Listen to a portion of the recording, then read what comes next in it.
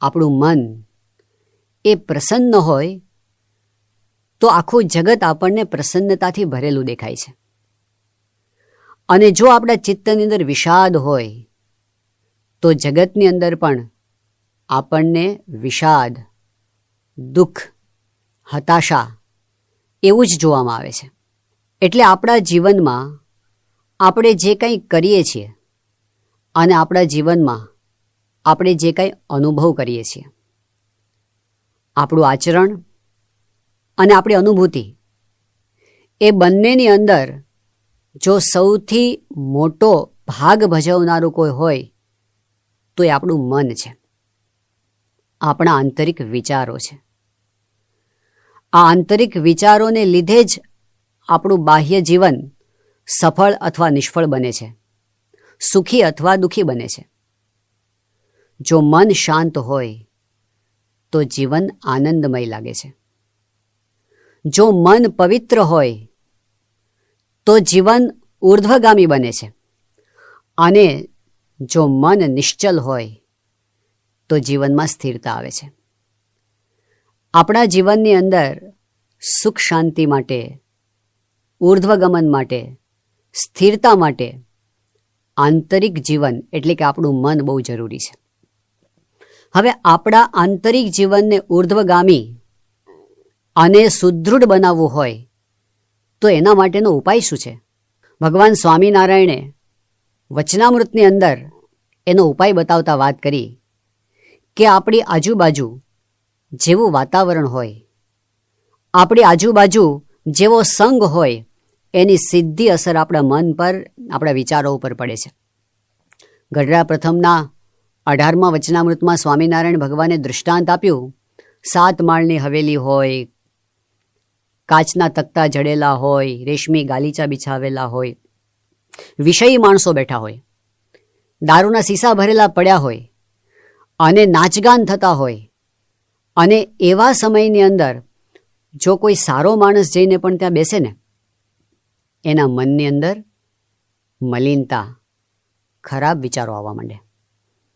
અને પવિત્ર સ્થાન હોય, મંદિર હોય કે ભલે ને તૃણની ઝૂંપડી હોય, પણ ભગવાનના સાચા સંત બેઠા હોય અને એવા સ્થાનમાં જઈને જો કોઈ થોડી વાર પણ બેસે ને તો એના વિચારો પવિત્ર થવા માંડે છે.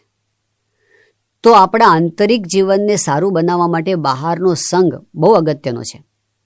જો ખરેખર આપણે જીવનને ધન્ય બનાવવું હોય તો મહાપુરુષોનો સંગ, ભગવાનનો સંગ, સંતનો સંગ, ગુરુનો સંગ બહુ અગત્યનો છે. પણ પ્રશ્ન એ છે કે એવો સંગ આપણને કાયમ મળતો નથી. એના માટેનો ઉપાય શું છે? એનો ઉપાય છે સદગ્રંથો, સત્શાસ્ત્ર. જ્યારે આપણે સદગ્રંથ અને સત્શાસ્ત્રને સાથે લઈએ છીએ ત્યારે એ સદગ્રંથ અને સત્શાસ્ત્રમાં ભગવાનની વાત, સંતની વાત, મહાપુરુષોની વાત આવે, એમના વિચારો આવે, એની અસર આપણા મન પર સીધી થતી હોય છે. આપણે આ વિશ્વના ઇતિહાસમાં જોઈએ છીએ, જેણે જેણે શાસ્ત્રની પાસે જઈને એનો સંગ કર્યો એના મીઠા પરિણામ એને મળ્યા. મહાત્મા ગાંધીજી પોતે પોતાનો અનુભવ બતાવતા કહેતા કે ભગવદ્ ગીતાએ મને કેટલું બધું આપ્યું છે. એ કહેતા કે મારા જીવનમાં ઘણા સંઘર્ષો આવ્યા છે, પણ મારા સંઘર્ષમય જીવનની અંદર જ્યારે મને કોઈ દિશા ન સૂઝે, અંધકાર છવાઈ જાય, ત્યારે હું ભગવદ્ ગીતા પાસે જાઉં, એના 1-2 શ્લોકો વાંચું અને ભયંકર નિરાશાની વચ્ચે આશાનો સૂર્યોદય મારા અંતરમાં થઈ જતો. આ અનુભવ સત્શાસ્ત્રના સંગનો અનુભવ છે. શોફનહોવર નામના જર્મન ચિંતક એ પણ પોતાનો અનુભવ બતાવતા કહે છે કે મારા જીવનમાં મને મોટામાં મોટું આશ્વાસન અને શાંતિ મળી હોય એ ઉપનિષદો પાસેથી મળી છે. તો શાસ્ત્રની અંદર જે જ્ઞાન પડેલું છે એનું સત્વ જ એવું છે કે એની નજીક કોઈ જાય એટલે એના અંતરમાં સુખ શાંતિ અનુભવવા માંડે. ઘણી વખત તો કેવું થાય કે કદાચ આપણે કોઈ એક પ્રશ્ન લઈને મૂંઝાતા હોઈએ અને આપણે શાસ્ત્રની પાસે જઈને એનો કોઈ એક ભાગ વાંચીએ, કદાચ એવું લાગે કે આ પ્રશ્નનો કોઈ સીધો જવાબ એ જગ્યાએ ન પણ હોય, પણ છતાંય એની દિવ્યતા જ એવી છે ને કે તમે ગમે ત્યાંથી વાંચો, એની અસર આપણા મન પર પોઝિટિવલી થયા વગર રહેતી જ નથી. એક પ્રસંગ એવો બન્યો કે એક યુવાન સારંગપુર યુવા તાલીમ કેન્દ્રની અંદર તાલીમ લેવા માટે આવેલો. ઘરે જ્યારે હતો ત્યારે એના વ્યવહારિક જીવનની અંદર, કોલેજ લાઈફની અંદર એનાથી ઇમેચ્યોરિટીને લીધે, અપરિપક્વતાને લીધે અમુક ભૂલો થયેલી. આ ભૂલો એની અસર એના મન પર બહુ જ રહેતી હતી. હવે જ્યારે અહીંયા આવ્યો, સંતોની કથા વાર્તા સાંભળી અને વચનામૃત વાંચતો થયો, એ વચનામૃતની અંદર એમાં એને ખબર પડી પ્રથમના 58માં વચનામૃતને વાંચીને કે જો આપણા જીવનમાં કોઈ ભૂલ થઈ ગઈ હોય અને આપણે જો સત્પુરુષ પાસે નિષ્કપટ થઈ જઈએ તો એ ભૂલનો દોષ આપણા અંતરમાંથી નીકળી જાય છે. એને હિંમત આવી ગઈ. એણે પત્ર લખ્યો મહંત સ્વામી મહારાજને. પોતે જે કંઈ ભૂલો કરી હતી એ બધું એણે લખીને આપી દીધું. મહંત સ્વામી મહારાજનો જવાબ આવ્યો. એને ઘણી શાંતિ થઈ ગઈ. મનમાંથી જે દોષનો ભાર હતો એ નીકળી ગયો. પણ છતાંય એક બાબત હજુ એને થતી હતી કે ક્યારેક એને યાદ આવી જતું, અને એ વખતે એવું થતું કે મેં આવી ભૂલ કેમ કરી. એનું દુઃખ એના હૈયામાંથી ટળતું નહોતું. ક્યારેક ક્યારેક એનો આવેગ આવી જતો એ દુઃખનો. એવા સમયની અંદર એકવાર એવું બન્યું કે રાતના સમયે વચનામૃત વાંચવા બેઠો અને એના હાથમાં કાર્યાણીનું 7મું વચનામૃત આવ્યું.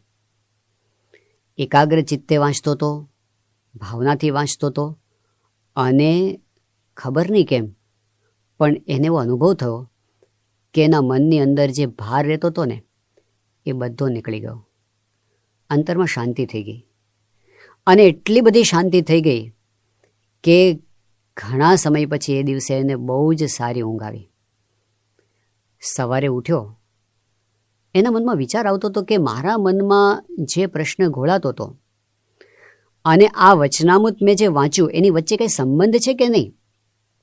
આ વચનામૃતમાં એવી કઈ વાત આવી કે જેને લીધે મને શાંતિ થઈ ગઈ. એણે ફરીથી સવારે વચનામૃત વાંચ્યું આખું. પણ આશ્ચર્યની વાત એ હતી કે એના મનમાં જે પ્રશ્ન હતો એનો ઉલ્લેખ થયો હોય એવી કોઈ સીધી વાત તો એ વચનામૃતમાં હતી જ નહીં. પણ છતાંય એ વચનામૃત છે ને, એ ભગવાનની વાણી છે ને. જ્યારે આપણે શાંત ચિત્તે એનો સંગ કરીએ ત્યારે એના પવિત્ર આંદોલનો આપણા મન પર અસર કર્યા વગર રહેતા જ નથી. અસર થાય જ. શાસ્ત્રીજી મહારાજના વખતમાં કેટલીક વાર એવું બનતું કે કોઈ હરિભક્ત હોય, કોઈ ભાવિક હોય, એને મનમાં અશાંતિ રહેતી હોય તો શાસ્ત્રીજી મહારાજ કેટલીક વાર એવું કહેતા કે તમે ભક્ત ચિંતામણી વાંચો. કેટલીક વાર એવું પણ બનેલું છે કે કોઈને ઊંઘ ના આવતી હોય અને કેટલાય સમયથી પરેશાન થયેલા હોય અનિદ્રાના રોગથી. શાસ્ત્રીજી મહારાજ એમને કહે તમે ભક્ત ચિંતામણી વાંચો, અને હજી તો ભક્ત ચિંતામણીનું એક પ્રકરણ પણ પૂરું ન થાય અને એમાં એને સરસ ઊંઘ આવી જાય. તો સંતના આશીર્વાદ હોય, સત્પુરુષની કૃપા દ્રષ્ટિ હોય અને સત્શાસ્ત્રનો સંગ હોય, એ બંને ભેગા થાય ને તો શાંતિનો અનુભવ થયા વગર રહેતો જ નથી. તો શાસ્ત્ર, સદવાંચન આપણા મનને શાંતિ આપે છે. બીજી વાત છે કે શાસ્ત્ર આપણા જીવનમાં શુભ પ્રેરણાઓનું સિંચન કરે છે. ઘણી વખત આપણને એવો અનુભવ થતો હોય છે કે જ્યારે આપણે સત્પુરુષનો સંગ કરીએ, સદગુરુ સંતોની કથા વાર્તા સાંભળીએ અને એનાથી આપણને શુભ પ્રેરણાઓ મળે, આપણને એવું બળ આવી જાય કે હવે તો આપણે આ રીતે જ જીવવું છે, હવે તો આપણે આપણી નબળાઈઓ ઉપર વિજય પ્રાપ્ત કરવો જ છે, એવું આપણને બળ આવી જાય અને શુભ સંકલ્પો થવા માંડે. પરંતુ એવું પણ થતું હોય છે કે જ્યારે કથા વાર્તા પૂરી થાય અને ફરીથી આપણે વ્યવહારિક કામમાં જોડાઈએ તો થોડાક સમયમાં એની અસર ઓસરી પણ જતી હોય છે. ફરી વખત જ્યારે એવો યોગ આવે ત્યારે ફરી આપણે ચાર્જ થઈ જઈએ. પણ વ્યવહારના પ્રસંગોમાં, સુખ દુઃખના પ્રસંગોમાં એમાં એનું અનુસંધાન ધીમે ધીમે ઓસરી જાય છે. આ જગ્યાએ સંતનું જે બળ આપણને મળ્યું હતું એને ટકાવી રાખવા માટે શાસ્ત્ર બહુ ઉપયોગી થાય છે. ગુણાતીતાનંદ સ્વામીએ એમની વાતોની અંદર એમના બાળપણનો એક અનુભવ ટાંક્યો છે. સ્વામી કહે છે કે અમે નાના હતા ત્યારે રમતા હોય બધા બાળકો, તો એમાં એવું થાય કે એક કૂવો હતો અને કૂવાની ઉપર પાણી ઉપર લીલ છવાયેલી હોય. બાળકો રમતમાં ને રમતમાં એ લીલ ઉપર પથરા નાખે અને જેવો પથરો નાખે એટલે લીલ ખસી જાય અને પાણી ચોખ્ખું થઈ જાય. પણ થોડી વાર થાય ને એટલે પાછી લીલ ભેગી થઈ જાય. આ દૃષ્ટાંત આપીને સ્વામી કહે કે એવી રીતે જ્યારે આપણે સંત સમાગમ કરીએ, કથા સાંભળીએ, ત્યારે ઘણીવાર એવું થાય છે કે આપણને એવું થાય કે માયા ખસી ગઈ, અંતર ચોખ્ખું થઈ ગયું. થોડી વાર માટે એવું લાગે, પરંતુ થોડી વાર થાય અને પાછું ભેગું થઈ જાય. આનો ઉપાય શું? આનો સીધો અને સરળ ઉપાય તો એ જ છે કે વારંવાર પથરા નાખવા. એકવાર પથરો નાખ્યો તો બીજી વાર પણ નાખવો, ત્રીજી વાર ભેગું થાય પહેલાં તરત પથરો નાખી દેવો. તો વારંવાર પથરો નાખવો એટલે શું? વારંવાર શુભ વિચારો સાથે આપણો યોગ સાધવો. એમાં સદવાંચન આપણને બહુ જ ઉપયોગી થાય છે. સારંગપુરમાં સદગુરુવર્ય પરમ પૂજ્ય સંત સ્વામી રહેતા હતા. મહાજ્ઞાની પુરુષ હતા. બહુ ઊંચી આધ્યાત્મિક સ્થિતિ એમણે પ્રાપ્ત કરી હતી. પણ એ પોતાનો અનુભવ કહેતા કે મારા શરૂઆતના વર્ષોની અંદર મારે અમુક સેવા હોય મંદિરની, પણ સેવા પૂરી થાય એટલે હું શું કામ કરતો? તો એ કહેતા કે હું 3 મહાપુરુષોનો સમાગમ કરતો. એક સ્વામિનારાયણ ભગવાન, બીજા ગુણાતીતાનંદ સ્વામી અને ત્રીજા નિષ્કુળાનંદ સ્વામી.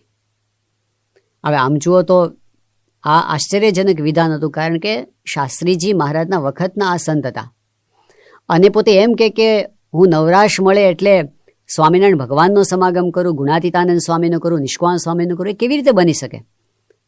તો સંત સ્વામી એવું કહેતા કે હું જ્યારે વચનામૃત વાંચું છું ને ત્યારે સાક્ષાત સ્વામિનારાયણ ભગવાનનો સમાગમ કરું છું. જ્યારે હું સ્વામીની વાતો વાંચું છું ત્યારે અક્ષર બ્રહ્મ ગુણાતીતાનંદ સ્વામીનો સાક્ષાત સંગ કરું છું. જ્યારે હું ભક્ત ચિંતામણી કે નિષ્કુળાનંદ કાવ્ય વાંચું છું ત્યારે નિષ્કુળાનંદ સ્વામીનો સાક્ષાત સમાગમ મને થાય છે, એવો અનુભવ મને થાય છે. ખરેખર આવી રીતે જો આપણે સત્શાસ્ત્રનું વાંચન મનન કરીએ તો એની બહુ જ ઊંડી અસર આપણા ઉપર થાય અને એના સંત સમાગમનો લાભ આપણને મળે અને એની પ્રેરણાઓ આપણને મળે, એનો અનુભવ આપણને થાય છે. અમદાવાદની અંદર એક સંદીપભાઈ નામના નિષ્ઠાવાન હરિભક્ત રહે છે. એમને ફિલ્મ ડિરેક્ટર તરીકેનો એમનો વ્યવસાય છે.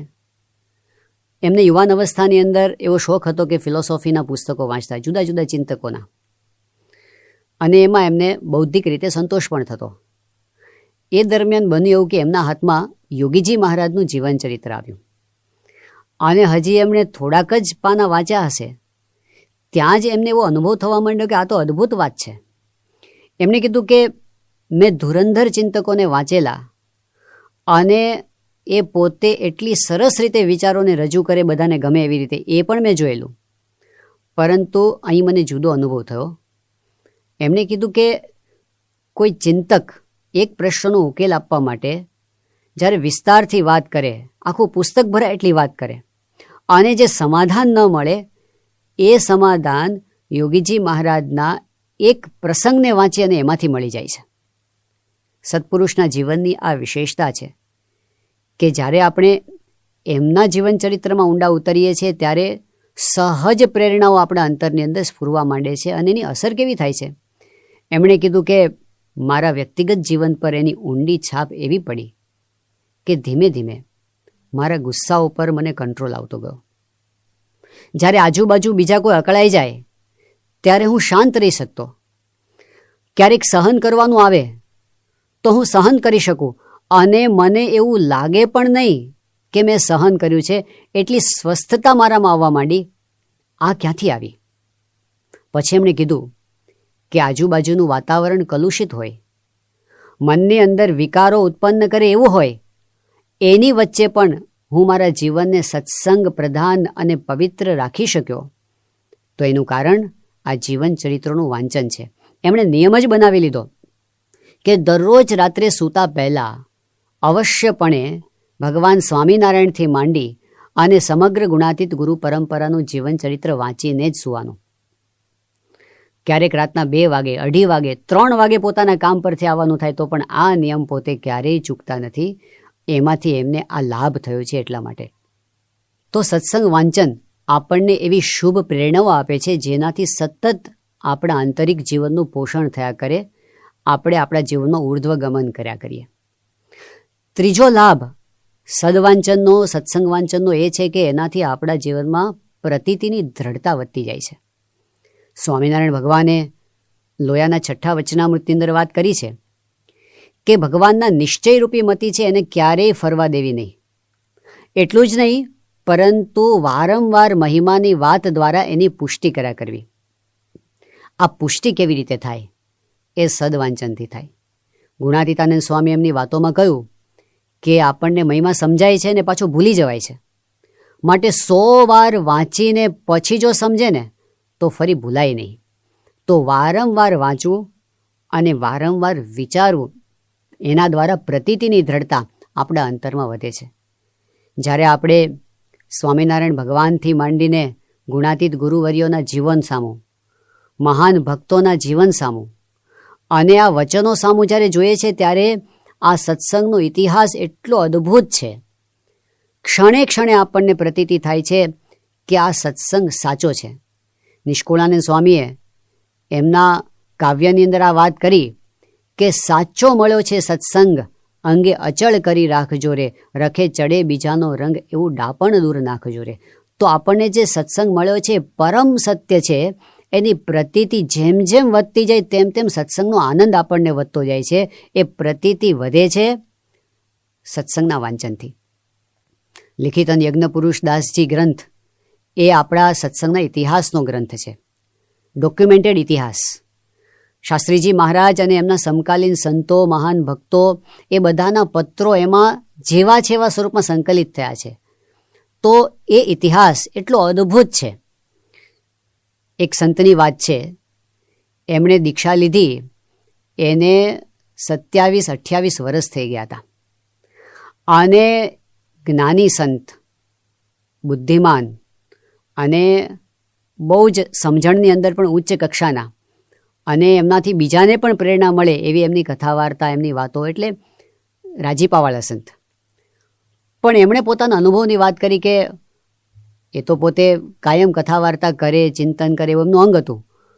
પણ એમણે કીધું કે લિખિતન યજ્ઞપુરુષ દાસજી ગ્રંથ જ્યારે મારા હાથની અંદર આવ્યો અને મેં એનું વાંચન કર્યું અને એના પર વિચાર કર્યો, એ કહે કે મને આ સત્સંગની અક્ષર પુરુષોત્તમ સિદ્ધાંતની અસ્મિતા 10 ગણી વધી ગઈ આ એક પુસ્તકના વાંચનથી.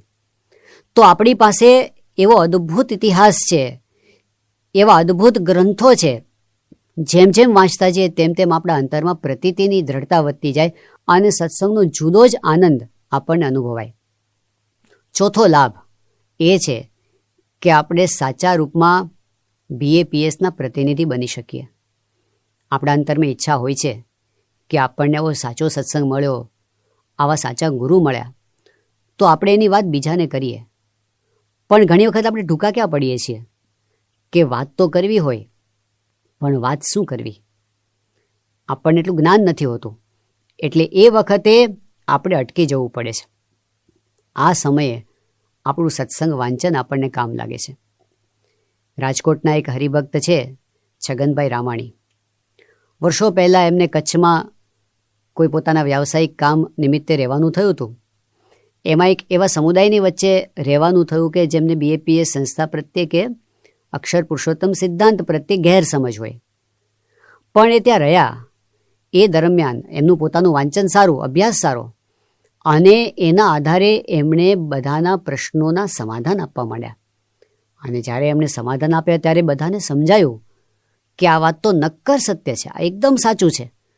અને ઘણા બધાને આ સિદ્ધાંત પ્રત્યે કે સંસ્થા પ્રત્યે જે ગેરસમજ હતી એ નીકળી ગઈ. એ કેવી રીતે આ સેવા કરી શક્યા? કારણ કે એમણે વાંચન કરેલું, એમણે અભ્યાસ કરેલો, એમની પાસે જ્ઞાન હતું. તો આ જ્ઞાન આપણને સમયે કામ લાગે છે. સત્સંગ, શિક્ષણ, પરીક્ષા લેવા માટે આપણને શા માટે પ્રમુખ સ્વામી મહારાજને, મહંત સ્વામી મહારાજે આટલો બધો આગ્રહપૂર્વક આપણને આદેશ આપ્યો છે? કારણ કે એમાંથી આપણને એવું જ્ઞાન થાય છે, આપણી દ્રઢતા વધે, આપણા યોગમાં આવનારને આપણે સમજાવી શકીએ. અત્યારે પ્રમુખ સ્વામી મહારાજનો શતાબ્દી મહોત્સવ આવે છે. અદ્ભુત જીવન છે પ્રમુખ સ્વામી મહારાજનું. આજે પ્રમુખ સ્વામી મહારાજના જીવન ચરિત્રનો કોઈ પણ પાનું ખોલો, કોઈ પણ પાનું, અને એક પાનું કે દોઢ પાનું વાંચીએ, ત્યાં જ આપણને અહોભાવ ઉપજાવે એવી બાપાના જીવનની એક ઘટના આવીને સામે જ ઊભી રહે. આપણું અંતર એનાથી છલકાઈ જાય. આટલું ભરચક આવું દિવ્ય જીવન જીવનારા ગુરુને આપણે સેવ્યા છે અને એમનો શતાબ્દી મહોત્સવ આવે છે. તો આપણે જો એનું વાંચન કર્યું હોય તો બીજાને આપણે વાત કરીએ ત્યારે કેટલો ઉત્સાહ આપણને આવે. તો એના માટે પણ આ સત્સંગ વાંચન ખૂબ જરૂરી છે. હવે આપણા મનની અંદર કેટલાક વિચારો હોય છે કે સત્સંગ વાંચન આપણે કરવું હોય છે, પણ એક પ્રશ્ન આપણને નડે છે કે ઘણીવાર રસ નથી પડતો. અને એ વખતે એમ થાય છે કે હવે એના કરતાં કંઈક વિડીયો જોઈએ, એના કરતાં કંઈક મોબાઈલ ફોન મચેડીએ, એના કરતાં ટીવી ઉપર એક ન્યૂઝ જોઈએ. એ બધામાં રસ પડી જતો હોય એવું લાગે અને સત્સંગ વાંચનમાં રસ નથી પડતો એવું લાગે છે. પણ હકીકતમાં કેવું છે, રસ જગાડીએ ને તો જાગે છે. એનો ટેસ્ટ ડેવલપ કરવો પડે છે, એક વખત જંપલાવવું પડે.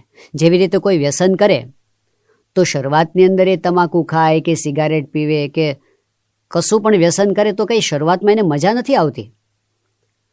એ તો કંઈ ટેસ્ટી વસ્તુ નથી હોતી. એમાં એમને ઘણીવાર અકળામણ થાય, ચક્કર આવે, ઉલટી થાય, બેચેની અનુભવાય, પણ છતાંય ચાલુ રાખીને વ્યસન પાડે છે. હવે તો નુકસાનકારક વસ્તુ છે. પણ એની સામે આ સત્સંગનું વ્યસન કેવું છે, વાંચનનું વ્યસન એકવાર લાગે ને તો એમાંથી એવો રસ આવવા માંડે, બીજું જતું રહે. સુરત છાત્રાલયમાં ભણેલા એક યુવકનો આ પ્રસંગ છે. એ જ્યારે ભણતા હતા, સત્સંગ તો હતો જ પહેલેથી, પણ એમના મનના વિચારો એવા હતા કે હું સત્સંગ કરીશ, પણ અમુક જે વસ્તુ છે ને એમાં તો મારી જેમ ઈચ્છા છે ને મને જે ગમે છે એમ જ હું કરીશ. થોડા વર્ષો પછી એક સમય એવો આવ્યો કે જ્યારે એના જૂના મિત્ર મળ્યા અને વાતમાં એણે કહ્યું કે હવે કેવું છે? તો એ કે હવે તો છે ને હું દિવસે મારા કામકાજમાં આવું છું, પણ રાત પડે ને એટલે હું જીવનચરિત્ર વાંચું છું. એણે જવાબ આપ્યો કે હું જીવનચરિત્ર વાંચું છું ને મને એટલો બધો આનંદ આવે છે, મૂકવાનું મન જ નથી થતું. હવે એમાંથી હું ટાઈમ કાઢું તો મને બીજું જોવાની ઈચ્છા થાય ને, પણ હવે મને આમાં રસ પડી ગયો છે. જો શરૂ કરીએ તો રસ પડી જાય છે. આપણો બીજો પ્રશ્ન એ છે કે આપણને સમયનો અવકાશ નથી મળતો. એટલે ઘણીવાર એમ થાય છે કે આપણે ઘણું વાંચવું છે પણ ટાઈમ નથી. વાત સાચી છે, આપણે ઘણી બધી વ્યસ્તતાની અંદર ગૂંથાયેલા છીએ, પણ એની વચ્ચે સમયના નાના સ્લોટ્સનો પણ કોઈ ઉપયોગ કરે ને તો ઘણું વાંચી શકે છે. જેમ દાખલા તરીકે અમારે સહારનપુર મંદિરના કોઠારી પૂજ્ય જ્ઞાનેશ્વર સ્વામી છે, તો એમણે એવી ટેવ પાડી છે કે એક પુસ્તક ટેબલ પર રાખે અને વચ્ચે થોડોક પણ સમય મળે ને તો એનું વાંચન કરવા માંડે. સવારે પૂજા પછી એમને શણગાર આરતી પહેલાં જો 5-10 મિનિટ મળે ને તો પણ એ કંઈક વાંચી લે. એમ કરતાં તો એમણે ગ્રંથો વાંચી લીધા છે, નાના ટાઈમ સ્લોટ્સ.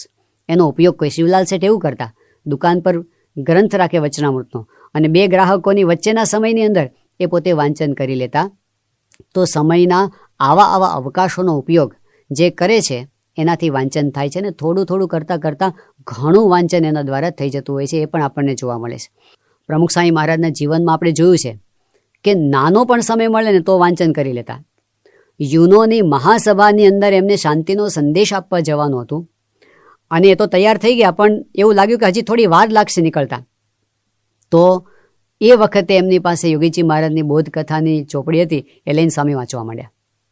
મહંત સ્વામી મહારાજ અબુધાબીની અંદર હતા અને એ વખતે એમને અબુધાબીની અંદર શેખ ઝાયદ મસ્જિદની અંદર ખાસ જવાનું હતું. એમને ત્યાં નિમંત્રિત કર્યા હતા મહંત સ્વામી મહારાજને. તો અને ત્યાં જતાં પહેલાં એમને ત્યાંના રાજવી પરિવારના શેખ નહિયાન એમને ત્યાં પણ એમના શાહી મહેલની અંદર પધરામણીએ જવાનું હતું. હવે સ્વામી તૈયાર થયા સમય પ્રમાણે, પણ એવું લાગ્યું કે નીકળતા થોડી વાર લાગશે. થોડોક સમય મળ્યો ને તો સ્વામી કે લાવો પુરુષોત્તમ બોલ્યા પ્રીતે, અને સ્વામીએ ગ્રંથ લઈને વાંચવા માંડ્યા. તો એમણે એવા નાના નાના ટાઈમ સ્લોટ્સનો પણ ઉપયોગ કર્યો છે સત્સંગ વાંચન માટે. એવી એમને વૃત્તિ કેળવી છે. આટલો આખી માનવ જાતનો ઇતિહાસ છે. રાજા બી દુખિયા, રંક બી દુખિયા. આ દુનિયાની અંદર એક દ્રષ્ટિ આપણને એ જોવા મળે છે કે બધે દુઃખ જ છે. સર્વત્ર દુઃખમ દુઃખમ દુઃખમ, બધે જ દુઃખ છે. કોઈ એવું નથી કહેતું કે મને કાયમ સુખ જ મળે છે. એની સામે બીજો એક દૃષ્ટિકોણ એવો પણ છે. કેટલાક મનીષીઓએ આખી દુનિયાને બીજી દ્રષ્ટિથી જોઈ અને એમણે એવું કહ્યું કે આ દુનિયા કેવી છે. પદે પદે ચ રત્નાની યોજને રસકૂપિકાહ ભાગ્યહીના ન પશ્યંતી બહુરત્ના વસુંધરા. અરે આ પૃથ્વી તો કેવી છે કે ડગલે ને પગલે રત્નો પડેલા છે. તો અને યોજને યોજને રસથી ભરેલા સરોવરો પડેલા છે. આ દુનિયા તો આનંદથી ભરેલી છે. આ તો બહુરત્ના વસુંધરા છે. આ બીજો દ્રષ્ટિકોણ છે. આ જ દુનિયાને જોવાવાળા આવું પણ કહે છે. તો ભર્તૃહરે વળી ત્રીજી વાત કરી. એમણે એવી વાત કરી કે સમજાતું નથી કે આ દુનિયા દુઃખથી ભરેલી છે કે સુખથી ભરેલી છે. ક્વચિદ વીણા વાદ્યમ ક્વચિદપી ચ હાહેતિ રુદિતમ ક્વચિદ રમ્યા રામા ક્વચિદપી જરા જર્જર વપુઃ ક્વચિત વિદ્વદ ગોષ્ઠી ક્વચિદપી સુરા મત્ત કલહ ન જાને સંસારઃ કિમ અમૃતમય કિમ વિષમય. એ કહે છે કે દુનિયામાં હું કોઈક જગ્યાએ જોઉં છું સંગીતની મધુર સુરાવલીઓ સાંભળવા મળે છે, અને કેટલીક જગ્યાએ હું જોઉં છું તો હા હેતિ રુદિતમ, હૈયા ફાટ, છાતી ફાટ, રુદન સાંભળવા મળે છે. આ જ દુનિયાની અંદર હું કોઈક જગ્યાએ જોઉં છું તો યૌવન દેખાય છે, સૌંદર્ય દેખાય છે, અને બીજી બાજુ ક્યાંક હું જોઉં છું તો કરચલી પડી ગઈ હોય એવું રોગથી આવૃત એવું ઘડપણ, દુઃખદાયક ઘડપણ દેખાય છે. કોઈક જગ્યાએ હું જોઉં છું વિદ્વત ગોષ્ઠી, સારા સારા લોકો ભેગા થાય છે અને બહુ ઉચ્ચ કક્ષાની બહુ જ લાભદાયક એવી ગોષ્ઠી ક્યાંક હું સાંભળવા મને મળે છે. અને કોઈક જગ્યાએ દારૂ પી અને છાપટા થયેલા લોકો ગાળા ગાળીને મારામારી કરે છે. આ દેખાય છે. આ જોઈને મને ખબર નથી પડતી કે આ સંસાર અમૃતમય છે કે વિષમય છે, એ મને સમજાતું નથી. તો ચોથાએ વળી નવી વાત કરી. એણે કીધું હકીકતમાં છે શું? ચિત્તે પ્રસન્ને ભુવનમ પ્રસન્નમ ચિત્તે વિષણ્ણે ભુવનમ વિષણ્ણમ અતોભિલાષો યદિ તે સુખે સ્યાત ચિત્ત પ્રસાદે પ્રથમમ યતસ્વ. એવું કે છે કે હકીકતમાં છે કેવું કે જો આપણું ચિત્ત પ્રસન્ન હોય ને તો આખી દુનિયા આપણને સારી લાગે છે, અને જો આપણા ચિત્તમાં વિષાદ હોય તો આખી દુનિયા દુઃખથી ભરેલી આપણને દેખાય છે. જો આપણા મનમાં પ્રસન્નતા હોય, સારું વર્તતું હોય, એ વખતે તમને લાગે કે કેટલો સરસ મધુર ઠંડો પવન વાઈ રહ્યો છે એવું લાગે, કેટલી શાંતિ છે એવું લાગે. અને બીજી બાજુ જો અંતરમાં અશાંતિ હોય તો બહાર એવું લાગે કે બધું સુનકાર છે, સ્મશાન જેવું છે, હું એકલો પડી ગયો છું, મારું કોઈ નથી, સૂનું સૂનું લાગે છે. તો અતોભિલાષો યદિ તે સુખે સ્યાત ચિત્ત પ્રસાદે પ્રથમમ યતસ્વ. જો ખરેખર આપણે સુખ, શાંતિ, આનંદમય આ દુનિયાને જોવી હોય અથવા તો કરવી હોય, જો આપણે સુખી થવું હોય અને બીજાને સુખી કરવા હોય તો કરવું શું? દુનિયાને બદલવાના વિચાર પછી કરીએ, આપણે આપણા મનને બદલવાનો વિચાર પહેલા કરીએ, કારણ કે એ આપણા હાથની અંદર છે. ચિત્ત પ્રસન્ને ભુવનમ પ્રસન્નમ. એ જ વાત સ્વામિનારાયણ ભગવાને વચનામૃતની અંદર કરી. એમણે કહ્યું કે મન જીત્યું એણે જગત જીત્યું. જીતમ જગત કે ન મનોહી એન. મન જીતવાથી આખું જગત જીતી જવાય છે. મન શાંત થાય તો આખું જગત આપણને સુખદાયક લાગે છે. એટલે આપણું મન સ્થિર હોય, આપણું મન શાંત હોય, આપણું મન પ્રસન્ન હોય, આપણું મન પવિત્ર હોય, આપણું મન મજબૂત હોય, એ આપણને સુખી કરે છે અને એ જ દુનિયાને પણ સુખી કરે છે. એ વસ્તુ સ્વામિનારાયણ ભગવાને આપી, એ જ આપના શાસ્ત્રોએ આપી છે. આજે આપણે અહીં સભામાં આવીને બેઠા, સત્સંગ સભામાં આવીને શું આપે છે આપણને આ?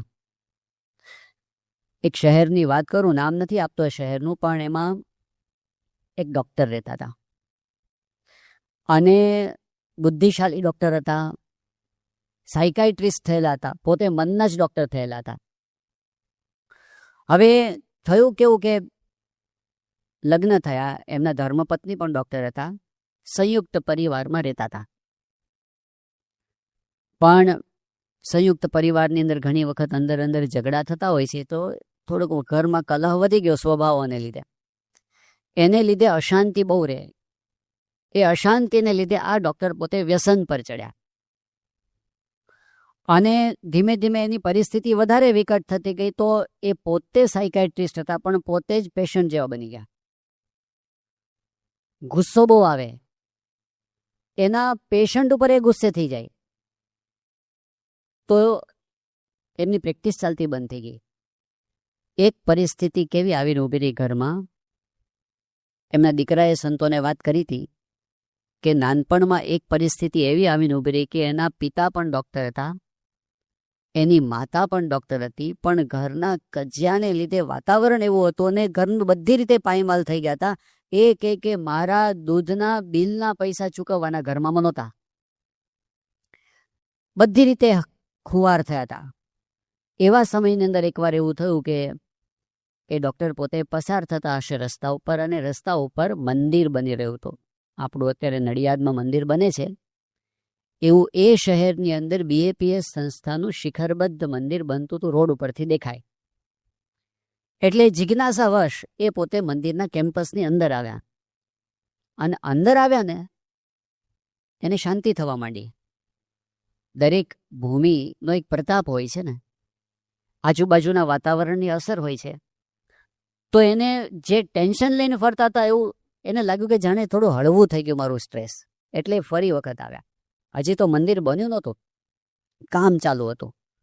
પછી એને તપાસ કરી કે આ કોણ છે, આ કોણ સંચાલન કરે છે, આ બધું ખબર પડી તો સંતો રહે છે. એટલે સંતોના યોગની અંદર આવ્યા. પણ બુદ્ધિશાળી હતા અને શંકાશીલ સ્વભાવ હતો એટલે તરત તો કાંઈ બધું સ્વીકારી લેવાય નહોતા. એટલે એણે તપાસ કરવાનું ચાલુ કર્યું કે આ સંતો છે કેવા. એટલે એનું જીવન તપાસે. રાતના 11:30 વાગે આવે અને સંત આશ્રમમાં આંટો મારે કે આ બધા શું કરે છે.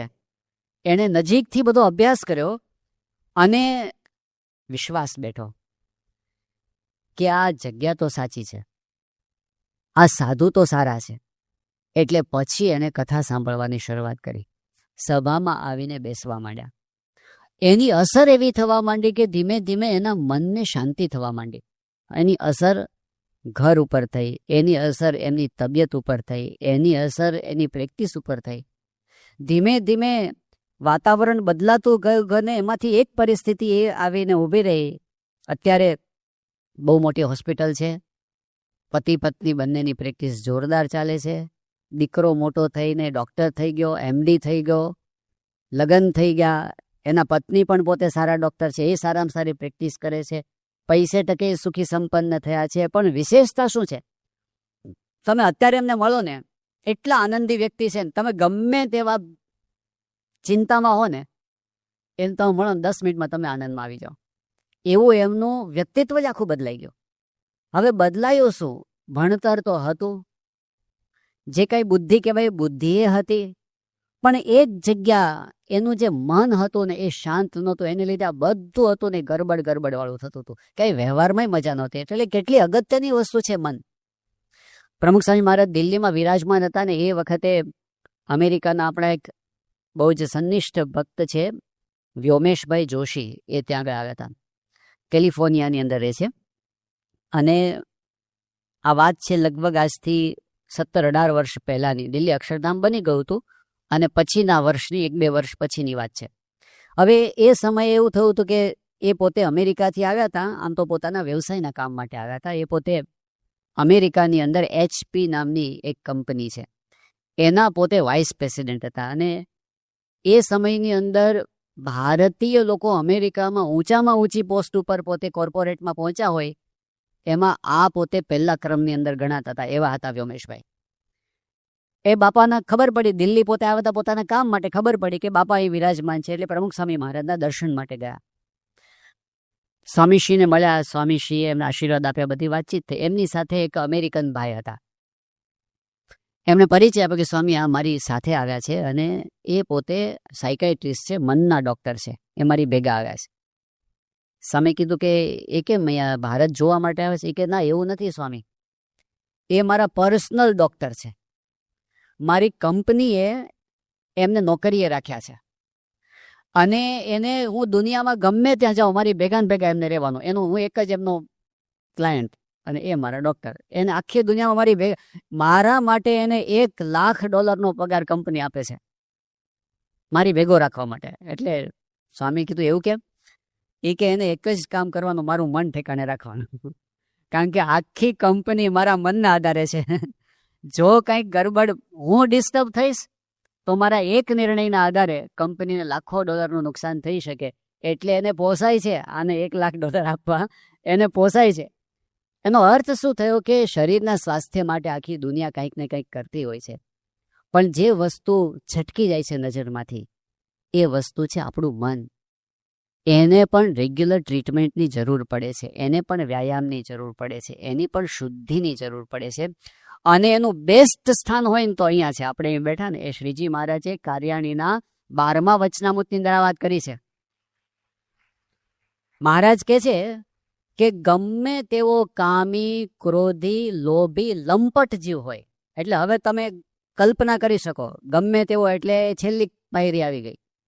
ગમે તેવો કામી, ક્રોધી, લોભી, લંપટ જીવ હોય, પણ એ જો વિશ્વાસ રાખીને પ્રીતિએ સહિત ભગવાનની કથા વાર્તા સાંભળે તો એમાં જેવો મન સ્થિર થાય છે, શાંત થાય છે, પવિત્ર થાય છે, એવું બીજા કોઈ સાધનથી થતું નથી. પછી મહારાજ સાધનો બતાવે છે. મહારાજ કે તમે ધ્યાન કરશો ને એમાં પણ આવું મન સ્થિર નહીં થાય. ઘણા લોકો ધ્યાનની એવી શિબિરો ભરતા હોય છે મન શાંત કરવા માટે, અને એમાં લાભ પણ થાય છે, અમુક કક્ષા સુધી એનો લાભ પણ થાય છે. પણ ધ્યાનમાં જે શાંતિ છે એના કરતાં કથા વાર્તામાં શાંતિ વધારે છે. બીજી વાત મહારાજ કરી છે, તમે તપ્ત કૃચ્છ ચાંદ્રાયણ વ્રત કરો અને મન શાંત થાય ને એના કરતાં વધારે શાંતિ, ઘણા તપશ્ચર્યા કરવાથી જતા હતા એકાંતમાં, એના કરતાં વધારે મન શાંત કથા વાર્તામાં થાય છે. ત્રીજી વાત બતાવી કે તમે મંત્ર જાપ કરતા હશો એમાં જેવી શાંતિ થતી હશે એના કરતાં પણ વધારે શાંતિ ભગવાનની કથા વાર્તા સાંભળવામાં થાય છે. વિશ્વાસ રાખીને પ્રીતિએ સહિત ભગવાનની વાત સાંભળવી એમાં ખરેખર શાંતિ છે. કઈ રીતે શાંતિ છે? તો પહેલી વસ્તુ તો એ છે કે ભગવાનના ચરિત્રો જ શાંતિદાયક છે. જો આપણે બીજું કાંઈ ન કરીએ ને ચરિત્રો વાંચતા સાંભળતા થઈ જઈએ ને તો એમાં જ કેટલી બધી શાંતિ છે. વ્યાસજીનો પ્રસંગ બધાને ખબર છે કે મહર્ષિ વેદવ્યાસ હતા, બહુ બુદ્ધિશાળી હતા. આપણે ત્યાં અત્યાર સુધી ભારત વર્ષમાં જેટલા કાંઈ શાસ્ત્રો છે એ મોટો ખજાનો છે, પણ એમાં મોટો ફાળો વ્યાસજીનો છે. વેદના વિભાગો કર્યા, બ્રહ્મસૂત્રોની રચના કરી, મહાભારત જેવો ઇતિહાસ ગ્રંથ રચ્યો, 18 પુરાણો કર્યા. આ બધું જ જેને કર્યું એ વ્યાસજી. એમને જ્યારે અશાંતિ થઈ એ વખતે નારદજીએ એમને ઉપાય કયો બતાવ્યો હતો કે તમે ભગવાનના ચરિત્રોનું મહિમાએ સહિત ગાન કરો. એમાંથી જે બી શાંતિ થશે એ બીજેથી નહીં થાય. અને વ્યાસજીએ કર્યું ભાગવત અને એમને શાંતિ થઈ. પ્રગટ ભગવાનના ચરિત્રોની વાત હતી. મહારાજના વખતની અંદર મુક્તાનંદ સ્વામી જેવા મોટા સંત, એમને પણ એકવાર ડિસ્ટર્બન્સ થઈ ગયું. એમણે કીધું મહારાજ શાંતિ નથી થતી, કંઈક ઉપાય બતાવો. હવે એમની શાંતિ આપણા જેવી તો ના હોય, આપણે તો સાધારણ બાબતના અશાંતિ થઈ જાય છે, પણ એ તો બહુ મોટી કક્ષાના સંત હતા. પણ અશાંતિ ત્યાં પણ વળગે છે. એમણે કીધું કે શાંતિ થતી નથી. મહારાજે એમને પોતાના ચરિત્રો કયા, એમને સમજાયું નહીં. એટલે મહારાજે કીધું તમે ગામડે વિચરણ કરવા માટે જાઓ. વિચરણ કરવા જતા હતા ને નિત્યાનંદ સ્વામી સામે મળ્યા. કે સ્વામી ક્યાં ઉપડ્યા? કીધું મેં મહારાજને શાંતિનો ઉપાય બતાવ્યો. અને મહારાજ તો પોતાના ચરિત્રો કહેવા માંડ્યા. પછી મેં પૂછ્યું કે શાંતિનો ઉપાય બતાવો, તો મહારાજ કે તમે વિચરણ કરવા જાઓ. એટલે નિત્યાનંદ સ્વામી કે તમે સમજ્યા નહીં, આ ભગવાનના પ્રગટ ભગવાનના ચરિત્રોમાં શાંતિ છે. તમે એ કરશો એટલે તમને શાંતિ થશે. પાછા આવ્યા અને પછી શ્રીજી મહારાજના વચનમાં વિશ્વાસ એમને આવ્યો. એમણે આ ચરિત્રોનું ગાન કર્યું અને એમને શાંતિ થઈ. સ્વરૂપાનંદ સ્વામી બહુ મહાન સંત હતા.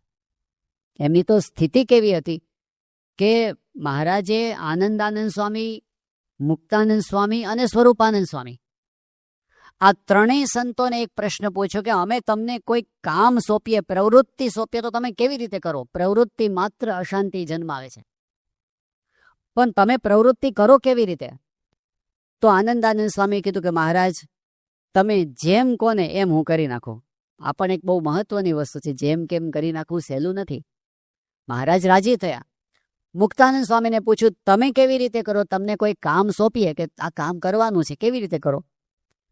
તો એમણે કહ્યું કે મહારાજ મારી વૃત્તિ અંતરમાં તમારી મૂર્તિમાં જોડાયેલી હોય. જ્યારે તમે મને કોઈ કામ સોંપો, પ્રવૃત્તિ સોંપો, ત્યારે મારે શું કરવું પડે? એક વેત વૃત્તિ બહાર કાઢવી પડે. એક વેત વૃત્તિ બહાર કાઢવી પડે. અને જ્યારે કામ પૂરું થાય ત્યારે એક હાથ વૃત્તિ હું પાછી વાળું એટલે મને શાંતિ થાય. વૃત્તિની પણ સાઈઝ હોય છે, આપણને તો એ ખબર નથી કે એક વેત વૃત્તિ અને એક હાથ વૃત્તિ. એમણે કીધું કે એક હાથ વૃત્તિ હું પાછી વાળું, મને ત્યારે શાંતિ થાય. પછી મહારાજે સ્વરૂપાનંદ સ્વામીને પૂછ્યું તમે કેવી રીતે કરો?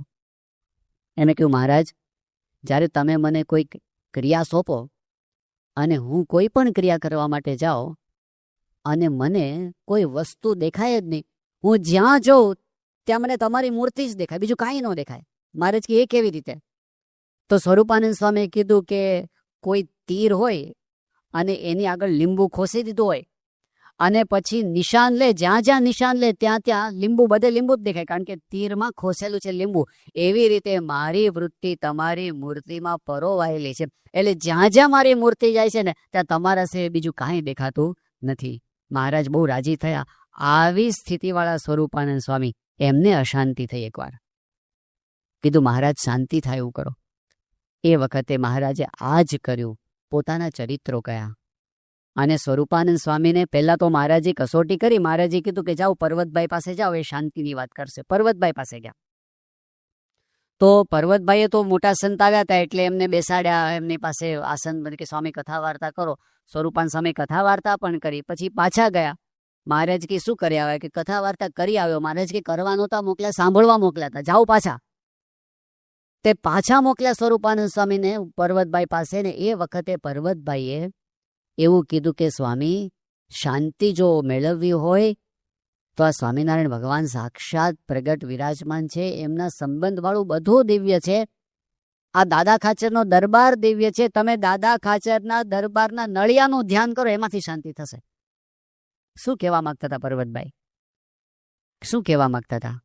કે તમે આત્મવિચાર તો કરો છો, પણ તમે આત્મામાં બહુ ઊંડા ઊંડા ઊંડા જતા રહો છો. હવે બહાર નીકળો. આ બહાર છે ભગવાન, અત્યારે આ હરે ફરે છે ભગવાન.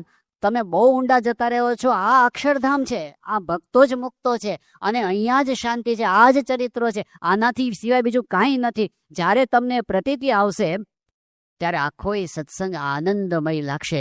બધામાં દિવ્યતા તમને દેખાશે. પ્રથમના 28મા વચનામૃતની અંદર મહારાજે કીધું જ્યારે બધા ભક્તોની અંદર ગુણ દેખાવા માંડે, જ્યારે બધા મારાથી મોટા છે એવું દેખાવા માંડે, જ્યારે સત્સંગની અંદર દિવ્યતા દેખાવા માંડે ત્યારે મહારાજ કે આઠે પોર આનંદના મહાસાગરમાં એ ઝીલતો રહે છે. આઠે પોર મહાસાગરમાં, જે મહારાજે પોતે પુરુષોત્તમ બોલા પ્રીતમમાં કહ્યું છે કે ભગવાનને ભજતા સર્વે ભક્તો દિવ્ય છે. આ મર્મની વાત જે કોઈ સમજે, ધારે અને વિચારે એ મગ્ન થઈ જાય છે, જગ જીતી જાય છે. આઠે પહોર આનંદ એનો ટળતો નથી. એટલે આ કરવા જેવું ખરું કે નહીં? બોલો. ખોટ બે પ્રકારની હોય છે ને. તમે ધંધો કરો અને ધારો કે તમે 10 કરોડ રૂપિયાનું રોકાણ કરો ધંધામાં, કોઈ બિઝનેસ ચાલુ કરો અને 1 વર્ષ સુધી ધંધો કરો અને વર્ષને અંતે તમે હિસાબ માંડો અને 10 કરોડમાંથી 5 કરોડ થઈ જાય તો શું કહેવાય એને? ખોટ ખાધી.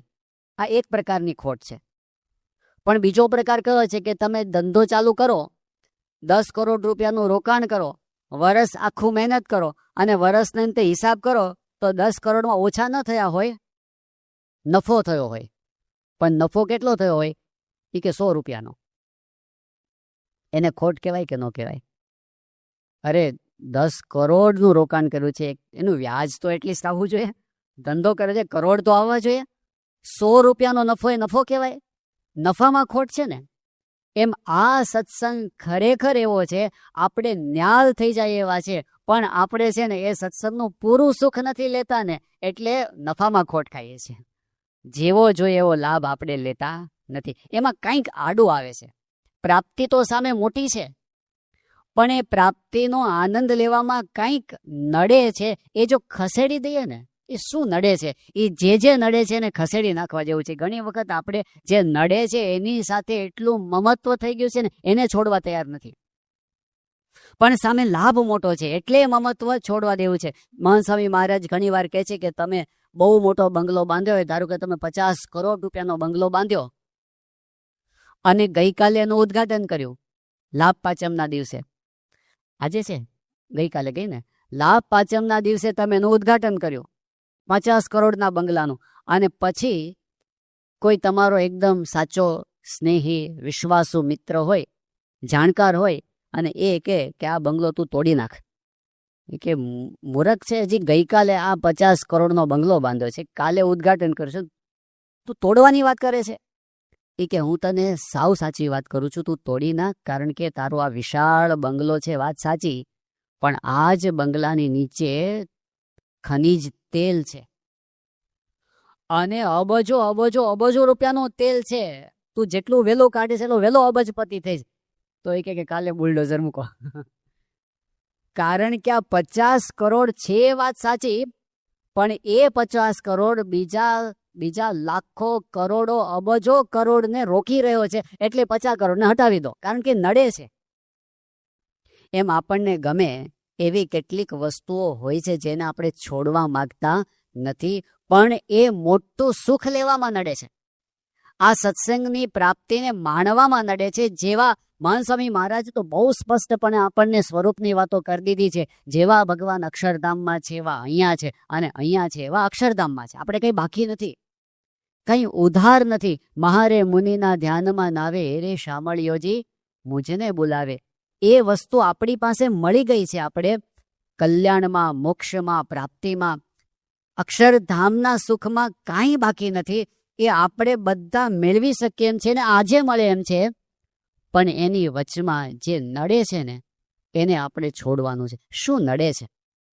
નવા વર્ષના દિવસો ચાલુ થયા છે, આપણે નવેસરથી એની તપાસ કરવાની જરૂર છે.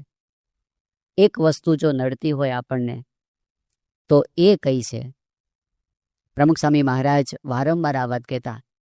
સ્વામી કહેતા કે બધું હોય, પણ જો કુટુંબમાં સંપ ના હોય ને તો આપણને મજા આવતી નથી. સત્સંગમાં સંપ ના હોય તો આપણને મજા આવતી નથી. સંપ છે ત્યાં શાંતિ છે, કુસંપ છે ત્યાં અશાંતિ છે. સંપ છે ત્યાં પ્રગતિ છે, કુસંપ છે ત્યાં વિનાશ છે. સંપ છે ત્યાં રાજીપો છે, ભગવાનનો રાજીપો છે, સંતનો રાજીપો છે, અને જ્યાં કુસંપ છે ત્યાં એમનો રાજીપો નથી. આપણે યાદ કરીએ મહંત સ્વામી મહારાજ ગુરુપદે આવ્યા પછીની પહેલી દિવાળી હતી, જ્યારે 2016ની સાલમાં, અને એ દિવસે સ્વામીએ આપણને એક પત્ર લખ્યો હતો આખા સત્સંગ સમુદાયને ઉદ્દેશીને. અને એમાં સ્વામીએ દિવાળી અને નવા વર્ષની ભેટ સોગાદ એવું ટાઇટલ મારી અને આપણને પત્ર લખ્યો હતો. એ ભેટ સોગાદમાં સ્વામીએ કીધું કે તમે બધા નિષ્ઠાવાન છો, સારી સેવા કરો છો, શંકા વગરની વાત છે. પણ પછી એમણે કહ્યું કે હવે આપણો પોતાનો સત્સંગ એ આપણે વધારે દ્રઢ કરવો હોય સુખ શાંતિ માટે, અને એ સત્સંગનો વિકાસ કરવો હોય સાચા અર્થમાં, તો એના માટે મુખ્ય વસ્તુ એમણે કઈ કીધી, તો એના માટે જરૂરી છે સંપ. અને પછી સ્વામી એમાં એક વસ્તુ ઉમેરી.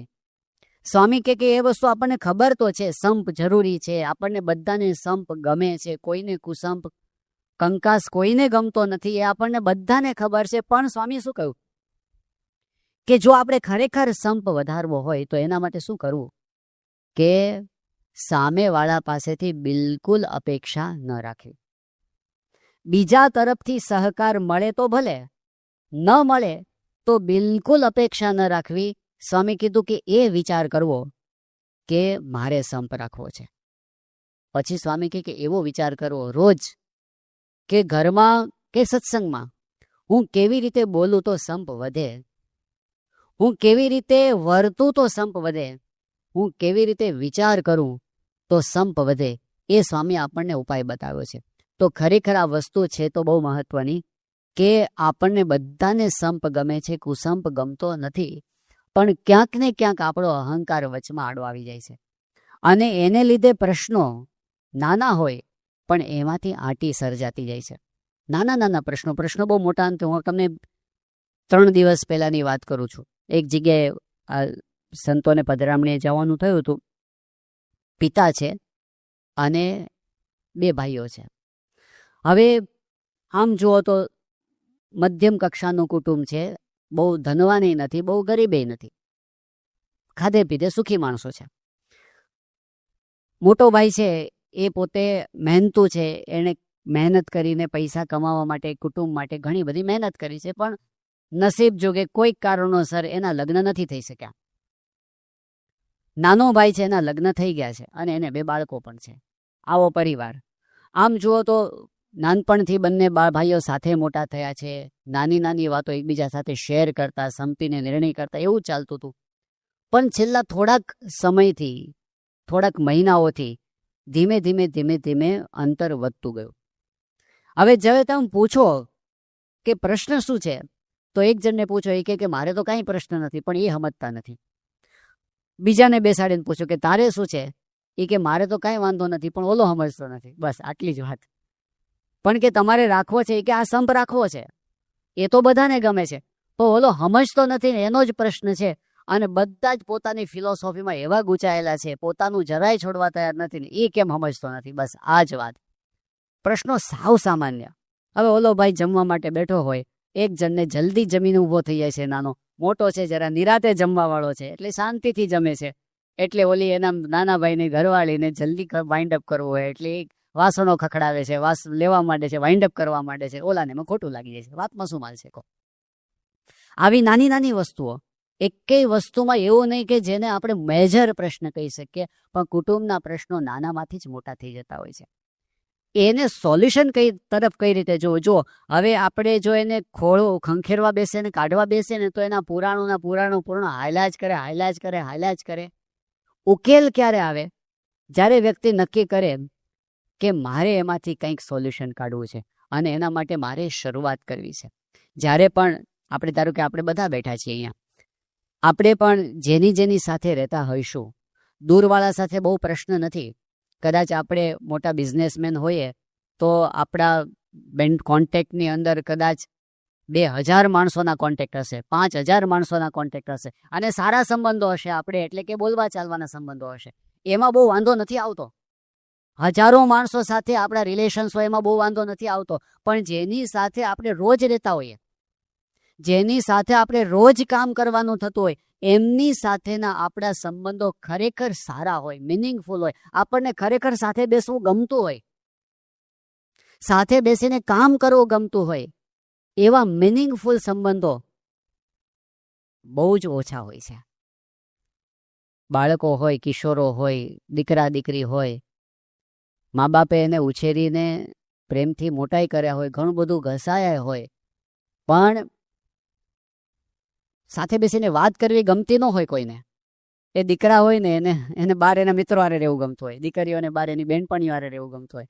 અને ઘરે કોલેજથી ભણીને આવ્યા હોય અને એના બાપા એને પૂછે કે માં પૂછે એને કંઈ પણ પ્રશ્ન પૂછે ને કોલેજનો, તો એ કહે કે આજે કોલેજમાં શું ભણ્યો? તો એ કહે કે સારું ભણ્યો. બસ. ક્યાં ગયો હતો? મિત્રને ત્યાં ગયો હતો. શું કર્યું? બસ વાતો કરી. તે પહેલાં આટલો બધો લાંબો પ્રશ્ન પૂછે ને ઓલા આટલો જવાબ આપે. કન્વર્સેશન જ લાંબુ ન ચાલે.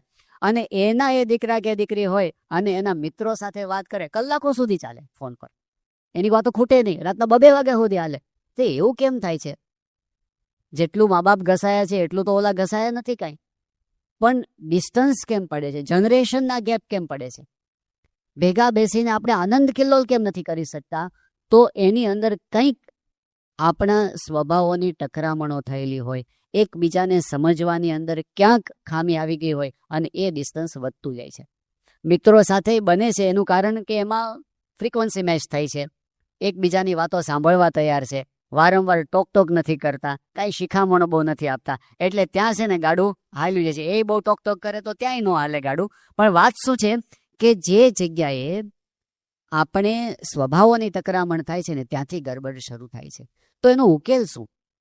ઉકેલ છે શરૂઆત ક્યાંકથી તો કરવી પડે, અને એ શરૂઆત આપણે પોતાનાથી કરવી પડે. એક વખત એક સંત હતા અને પોતે હરિભક્ત તેમની સાથે વિચરણમાં જોડાયા હશે, પરદેશમાં સાથે જોડાયા હતા. પછી વાતમાં બધા એની પરિવારની વાત સાંભળીને વાતમાં એણે પછી કીધું કે મારી દીકરી સાથે બોલવાનો પણ વ્યવહાર રહ્યો નથી. બાપ દીકરીને સંબંધો બગડી ગયા હતા. એટલે પેલા સંતે એને વાત કરી કે પણ તમે કંઈક, એ કે સ્વામી સમજે એમ જ નથી, એનો અહંકાર એટલો બધો છે ને. એટલે સંતે કીધું પણ અત્યાર સુધી તમારે જે કાંઈ પ્રસંગો બન્યા એમાં એનો વાંક હશે, વાત સાચી છે, પણ તમારી પણ કાંઈક તો ભૂલ છે કે નહીં? એટલે પછી સંતે કીધું એટલે વાતમાં પછી એને સ્વીકાર્યું કે હા, મેં પણ ગુસ્સો કર્યો છે, મેં પણ એને તડફડ કરી નાખ્યું છે, મેં પણ એની ઉપેક્ષા કરી છે, આવું બધું કીધું એણે. કારણ કે મારા કયા પ્રમાણે નહોતી કરતી એટલે મેં આવી રીતે એની સાથે વર્તન કર્યું. પછી સંતે કીધું કે જો એને ભૂલ કરીએ તો બરાબર, પણ તમે પણ ભૂલ તો કરી છે. તો હવે એક કામ કરો કે તમે છે ને એક વખત એને ફોન કરો. એ કે સ્વામી એ નહીં થાય, એ મારાથી નહીં થાય, પણ કીધું કે તમે એકવાર ટ્રાય કરો અને એકવાર જેટલી તમારી ભૂલ છે ને એટલા માટે એને સોરી કહી દો. બહુ કીધું ને ત્યારે તૈયાર થયા અને એણે એની દીકરીને ફોન કર્યો અને એની દીકરીને બહુ આશ્ચર્ય થયું. એણે ફોન ઉપાડ્યો અને આણે કીધું કે બેટા સોરી, હું તારી માફી માગું છું. બસ આટલું જ કીધું ને એમાં એની દીકરી ધ્રુસકે રડી પડી. એનો હૈયાનો બંધ બધો છૂટી ગયો, જે કાંઈ આંટીઓ હતી બધી ઉકલી ગઈ અને સંબંધો નવેસરથી ચાલુ થઈ ગયા. આટલું કહેવાની અંદર વર્ષો જતા રહેશે. બોલો, આટલું જ હોય છે. કોશિશ કરવી હોય તો કરજો, આ સભા પૂરી થાય ને. હિંમત જોઈએ ને, આ કઈ સહેલી વસ્તુ નથી. આમાં અહંકાર ઉપર પગ મૂકવાની વાત છે. આપણા સત્સંગનો જ ઇતિહાસ આપણે યાદ કરીએ કે આફ્રિકાની અંદર આપણા સત્સંગની શરૂઆત થઈ. આમ તો વિદેશના સત્સંગની શરૂઆત આફ્રિકાથી થઈ આપણા, અને આફ્રિકાના સત્સંગના પાયાની અંદર પણ આપણા 2 મુખ્ય હરિભક્તો હોય તો એક હતા મગનભાઈ ને બીજા હતા હરમાનભાઈ, બંને નિષ્ઠાવાન ભક્તો. 2 જણથી શરૂઆત થઈ હતી. 2 જ જણ ભેગા થઈને પહેલી સભા કરતા હતા, પછી ધીમે ધીમે બધા ઉમેરાતા ગયા. હવે એ લોકો ત્યાં આફ્રિકાની અંદર બધી લાઈફસ્ટાઈલ આપણી ગુજરાત જેવી જ હતી. બધી હાંજ પડે એટલે બધા ફ્રી પડી જાય એટલે પછી બધા વોલીબોલ રમવા માટે ભેગા થાય. હવે વોલીબોલ રમતા રમતા ઝઘડો થયો. રમતા રમતા લડી પડે ભાઈ, માણસ છે. ઝઘડો થયો તો એવો ઝઘડો થયો ને એમાં તડફડ થઈ ગઈ કે મારે તારી કઈ લેવા દે, તું જા, તારે જે કરવું એ કર. બોલતા જ બંધ થઈ ગયા, અબોલા થઈ ગયા. હવે ચલો આમ તો બોલતા બંધ થઈ ગયા તો થઈ ગયા, નો તો મારે શું તારી જરૂર છે. પણ પ્રોબ્લેમ ક્યાં હતો? જ્યારે સભાનો દિવસ આવે, 2 જ જણા સભામાં બેસતા હોય ને 2 જ જણા બોલતા ન હોય તો શું થાય કહો? ઘર સભામાં ઘણી વાર આવું થઈ જાય છે. 2 જ જણાને બેસવાનું હોય ને 2 જ જણા ના બોલા થઈ ગયા. હવે કરવું શું? એટલે એક બાજુ મગનભાઈને વિચાર તો આવે કે આ સભાનું શું થશે, પેલી બાજુ અરમાનભાઈને વિચાર આવે કે સભાનું શું થશે. કોઈક એક જણને તો કંઈક કરવું પડે. બંનેના મનમાં થાય, પણ કોણ પહેલ કરે? છેલ્લે હરમાનભાઈથી રહેવાયું નહીં, એટલે એણે બહુ હિંમત કરી અને મગનભાઈના ઘરે ગયા. પછી તો જેમ જેમ એક એક ડગલું છે ને 1-1 કિલોમીટર જેવું લાગે છે, એટલે કારણ કે આમાં કેટલો અહંકાર મૂકવો પડે. અને છેલ્લે એમણે બારણું ખખડાવ્યું અને મગનભાઈએ બારણું ખોલ્યું. હરમાનભાઈને કીધું કે મગનભાઈ, આપણે સભા નથી કરવી? એ કે બહુ સારું કર્યું તમે આવી ગયા, હું રાહ જ જોતો હતો કે તમે આવી જાઓ ને તો આપણે સભા કરવી છે. એ દિવસે એ બેમાંથી એક જણે જો ન મૂક્યું હોત ને તો આફ્રિકાનો સત્સંગ ના હોત. અને જો આફ્રિકાનો સત્સંગ ના હોત તો ઇંગ્લેન્ડનો પણ ના હોત, કારણ કે આફ્રિકાથી જ ઇંગ્લેન્ડ ગયો છે ને. અને જો ઇંગ્લેન્ડનો સત્સંગ ના હોત તો અમેરિકાને ન હોત, કારણ કે ત્યાંથી જ શરૂઆત થઈ છે અમેરિકાના સત્સંગની. જ્યારે મોવડી હોય, કુટુંબની અંદર આવું થાય છે, સત્સંગમાં આવું થાય છે. જ્યારે બે મુખ્ય વ્યક્તિઓ હોય એમાંથી જો એક જણ ન મૂકે ને તો આખા પરિવારને સહન કરવાનું આવે છે. હિન્દીની અંદર એક બહુ પ્રસિદ્ધ વાર્તા છે, આપકા બંટી, કોઈ કદાચ વાંચી હોય. એની અંદર આવું જ છે. પિતા ડૉક્ટર છે, માતા પ્રિન્સિપાલ છે, બંને ભણેલા ગણેલા છે, બુદ્ધિશાળી છે, બંનેને વટ છે પોતાનો. અને એમાં બંનેને પોતાના અહંકારને ટકરામણ, એટલે પતિ પત્નીને પ્રશ્ન થાય છે. કોઈને નમવા તૈયાર થતા નથી. નાની વાતમાંથી એ અંતર વધતું જાય છે, એનો ભોગ ઓલો દીકરો બને છે. અને પછી એકબીજાને બતાવી દેવા માટે પતિ છે એ બીજી કોઈ સ્ત્રી સાથે વાતચીત કરે છે, પત્ની છે એ બીજા કોઈની સાથે વાતચીત કરે છે, ખાલી એકબીજાને બતાવી દેવા માટે. અને છેલ્લે છૂટાછેડા થઈને ઊભા રહે છે. છોકરો ક્યાંય નો રહેતો નથી. પ્રશ્ન અહંકાર સિવાય બીજો ક્યાંય હોતો નથી. આ આપણને નડે છે, સત્સંગી થયા તોય નડે છે. અને એને લીધે આપણે સત્સંગનો સ્વાદ જેવો નથી લઈ શકતા. જે ટકરામણ ઘરમાં એક વખત કંઈક છમકલું થયું, નાની વાતની અંદર મન મુટાવ થઈ ગયો, પછી તમે જુઓ કલાકો સુધી એની અસર ચાલે છે. પછી ઊંઘ નથી આવતી. જ્યારે કંઈક બોલાચાલી સૂતી વખતે થઈ ગઈ હોય અને પછી જાઓ સુવા માટે, મન ડિસ્ટર્બ થઈ ગયું હોય ને, મજા નથી આવતી. એટલે આપણો અંતરાત્મા એ આપણી પાસેથી એ આપણને જવાબ આપે છે કે તમે કંઈક ખોટું કર્યું છે. જ્યારે અશાંતિ થઈને ત્યારે સમજો આપણે કંઈક ખોટું કર્યું છે. અશાંતિનું એ મીટર છે. જેમ આપણને શરીરમાં તાવ આવે ને, ડૉક્ટર અહીં બેઠા છે, આપણને શરીરમાં તાવ આવે ને, તાવ શું છે? ભગવાને મૂકેલું એક પ્રકારનું એક મીટર છે. એ આપણને બતાવે છે કે શરીરમાં કંઈક ગરબડ છે. કારણો ઘણા બધા હોય.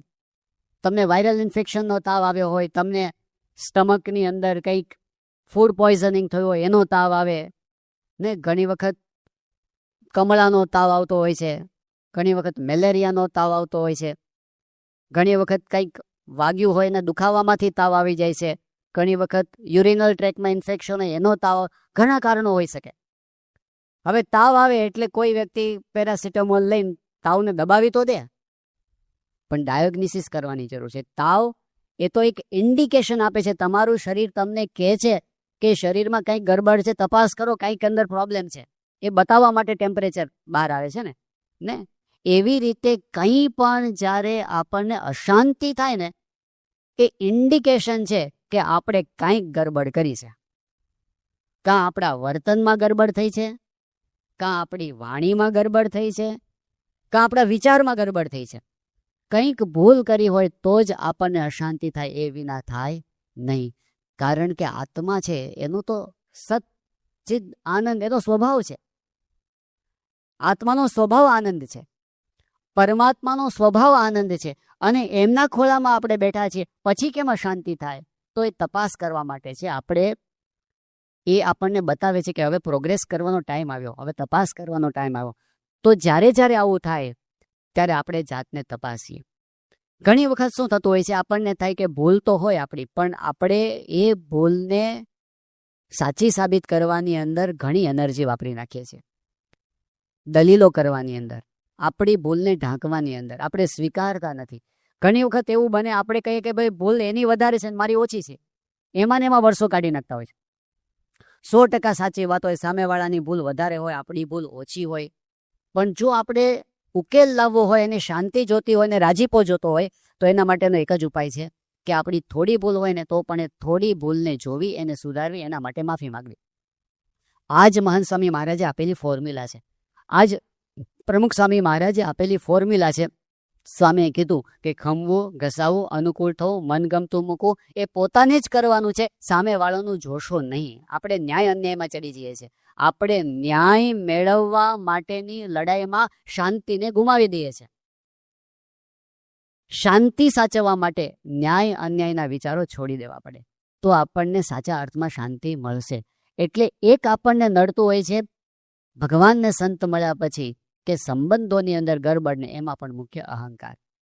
બીજી વસ્તુ કઈ હોય છે? તો શ્રીજી મહારાજે અંત્યના 8મા વચનામૃતમાં આની વાત કરી છે. મહારાજે કહ્યું કે આપણા ઇન્દ્રિયો, આપણું અંતઃકરણ એ ડહોળાઈ જાય ને, વિષયથી ડહોળાઈ ગયું હોય ત્યારે આપણને શાંતિ થતી નથી. ભગવાન ભેગા બેઠા હોય ને તોય શાંતિ ન થાય. એ દુનિયામાં જે વસ્તુઓની અંદર આપણું મન ખેંચાયું એ છેલ્લે તો જેટલું કંઈ માયામય સુખ છે એ સર્વે દુઃખ વિનાનું હોય જ નહીં. એટલે એવી વસ્તુઓ, એમાં પણ ખાસ કરીને ધર્મ નિયમની બાબતમાં જ્યારે આપણી ગરબડ થાય છે. શ્રીજી મહારાજે વચનામૃત ગરડા પ્રથમના 34માં આ વાત કરી કે ભગવાનના ભક્તને જેટલું દુઃખ આવે છે, તુચ્છ પદાર્થ માટે ભગવાનની આજ્ઞા લોપવાથી આવે છે. જેટલું સુખ થાય છે એટલું ભગવાનની આજ્ઞા પાળવાથી થાય છે. તો જ્યારે જ્યારે આપણે એ ધર્મની મર્યાદાનો ઉલ્લંઘન કરીને બહાર પગ મૂકીએ છીએ એટલે અશાંતિ થાય જ છે. એ બાબતની અંદર મર્યાદા છે ને, આપણી રક્ષા માટે છે. આ સત્સંગની એક વિશેષતા છે કે બાઈઓ દેખીને ભાઈઓ છેટેલા ચારે, પડી વસ્તુ કોઈની હાથે નવ ચાલે રાજ. આ જે મહારાજે શુદ્ધ ધર્મ નિયમની મર્યાદા આપી છે ને, એની બહાર પગ મૂકે એટલે એને દુઃખ આવ્યા વગર રહેતું નથી. તો એ ધર્મ મર્યાદાનો આગ્રહ એ આપણી ગુરુ પરંપરાએ રખાવ્યો છે. ઘણા બધા કુટુંબ પરિવારોની અંદર ક્લેશનું કારણ આ બન્યું છે. કદાચ કોઈક જાણે કે ના જાણે. હમણાં પૂજ્ય આનંદ સ્વરૂપ સ્વામી અમારી એક શિબિરની અંદર આ પ્રસંગ કહ્યો હતો.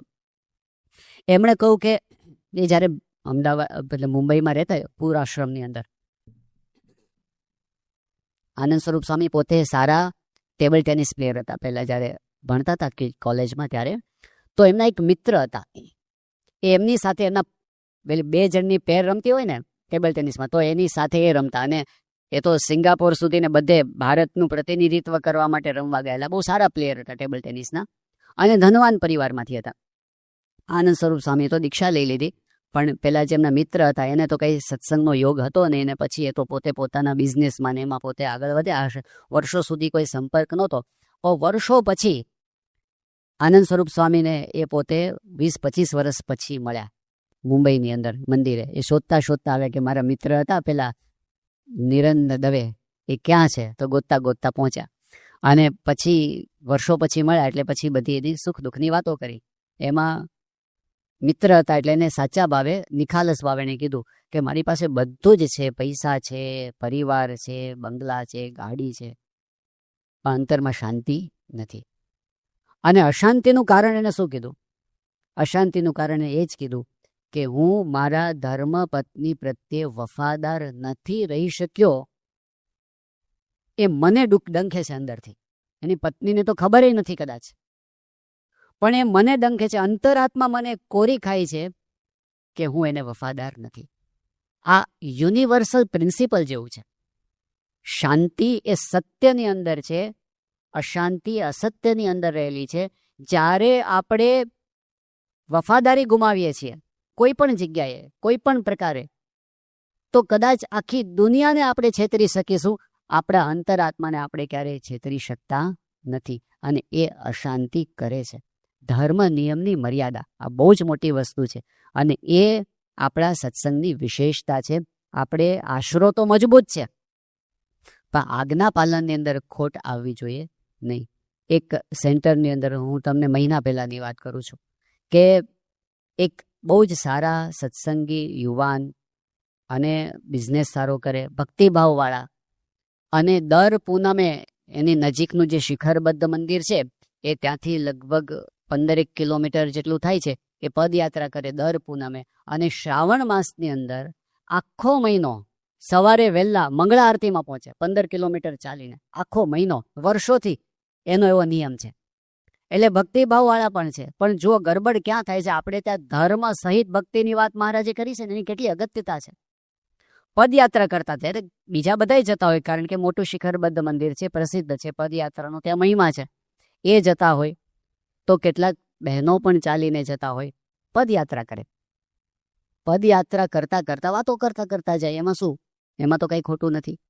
પણ એમ કરતા કરતા વાતચીત વધતી ગઈ, એમ કરતા કરતા ફોન થવા માંડ્યા, એમ કરતા કરતા એ લોકો કંઈ એવું કોઈ ખરાબ આચરણ નથી કર્યું, પણ એટલું તો થઈ ગયું કે વાતચીતની અંદર પણ વિવેક તો ચૂકી ગયા. અને આ વાતની ખબર પેલા જે બહેન હતા એના પતિને ખબર પડી. આ પણ પરણેલા છે, પેલાય પરણેલા છે, પણ એમાંથી જે ક્લેશ થયો, એમાંથી જે અશાંતિ થઈ, એમાંથી એમને જે દુઃખ થયું, રડ્યા જ કરે કે મારાથી આ ભૂલ થઈ ગઈ, એને શાંતિ નહોતી થતી. બાપાને પત્ર લખ્યો, એણે પોતાની ભૂલ માટે પ્રાયશ્ચિત્ત લઈ લીધું, એમાંથી પાછા વળી ગયા. અત્યારે એના અંતરે શાંતિ છે. એટલે સિદ્ધાંતો દીવાદાંડી જેવા છે. પેલું સ્ટીફન કવીનું દ્રષ્ટાંત આવે છે ને, કે અમેરિકાની અંદર એક વખત એવું થયું કે અમેરિકન નેવી, ત્યાંની જે નેવીનું સ્ટીમર એ જતું હતું અંધારામાં દરિયાની અંદર, અને વચ્ચે એક લાઇટ દેખાણી સામેથી, એટલે સામેથી એક જહાજ આવતું હોય એવું એમને લાગ્યું. હવે એના રૂટની અંદર વચ્ચે સામે આવતું હતું, એટલે જહાજ ઉપરથી એને પેલા વાયરલેસ દ્વારા મેસેજ મોકલ્યો સામેના જે દેખાતું હતું એને, કે તમે તમારું જે વહાણ છે એને 10 ડિગ્રી જમણી બાજુ ખસેડી લો, કારણ કે તમે અમારા રસ્તામાં આવો છો.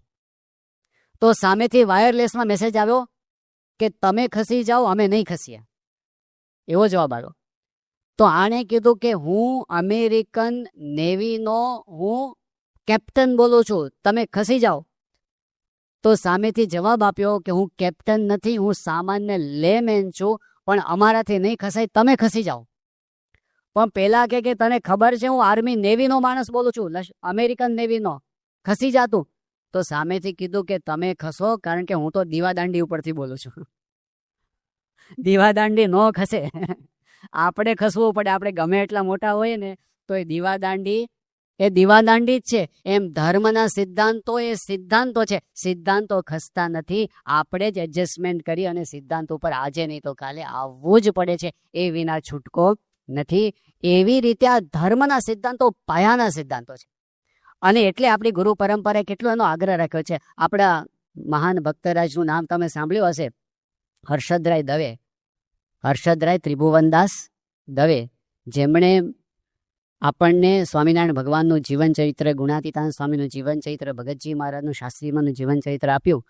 પૂજ્ય ઈશ્વરચરણ સ્વામીના પૂર્વાશ્રમના પિતાશ્રી, એકાંતિક ભક્ત કહેવાય, એવી ઉચ્ચ કોટીના હતા. એ હર્ષદભાઈ દવે એમને પોતે કહેલો એક પ્રસંગ છે કે એકવાર એવું થયું કે ત્યાં ગોંડલની અંદર યોગીજી મહારાજ વિરાજમાન હતા. અને ગોંડલમાં આપણે જાણીએ છીએ કે મંદિરની સામે સભા મંડપ છે, જે જૂનો સભા મંડપ છે ને અત્યારે હજી પણ એઝ ઇટ ઇઝ છે. મંદિરના પગથિયાની બરાબર સામે જ છે સભા મંડપ. હવે યોગીજી મહારાજ સવારની કથામાં ત્યાં આવીને બેસે, એટલે યોગીજી મહારાજ આવીને બેસી ગયા. કથા સભા શરૂઆત થઈ હતી હજી તો. હર્ષદભાઈ છે એ પોતે અક્ષરદેરીમાં દર્શન કરી અને સભામાં જ આવતા હતા. અને સભામાં આવતા રસ્તામાં જે મંદિરના પગથિયા પૂરા થાય ત્યાં આગળ એક સત્સંગી બેન હતા, એમણે હર્ષદભાઈને રોક્યા. એ એની પોતાની સાથે એક પેલું ડબ્બો લઈ આવ્યા હતા, અને ડબ્બામાં ઘરેથી નાસ્તો બનાવીને લાવ્યા હતા. એમણે હર્ષદભાઈને કીધું કે આ હર્ષદ કાકાને કે આ છે ને ઘરેથી નાસ્તો બનાવીને લાવ્યા છીએ, તમે આ ડબ્બો લઈ અને યોગીજી મહારાજના રસોડે લઈ જાઓ, અને ખાલી ડબ્બો મને પાછા આપી જાઓ, કારણ કે મારે પાછો લઈ જવાનો છે. એટલે હર્ષદભાઈ ડબ્બો લીધો, ગયા ત્યાં આગળ, ડબ્બો ખાલી કર્યો, એ બંધ કરી અને પાછો લઈ આવ્યા, અને પેલા બેનને આપી દીધો, અને પછી હર્ષદભાઈ સભામાં આવીને બેસી ગયા. આટલી ઘટના બની. પછી તો કથા ચાલી અને સભા પૂરી થઈ. છેલ્લે બધા પગે લાગવા આવ્યા, છેલ્લે હર્ષદ કાકા પણ આવ્યા, અને યોગીજી મહારાજે હર્ષદભાઈને રોક્યા. અને હર્ષદભાઈને યોગીજી મહારાજે કીધું કે તમે આજે ભૂલ કરી છે. એટલે હર્ષદ કાકા કે બાપા શું ભૂલ કરી? યોગી બાપા કે તમે કેમ બહેનો સાથે ડાયરેક્ટ વ્યવહાર કર્યો?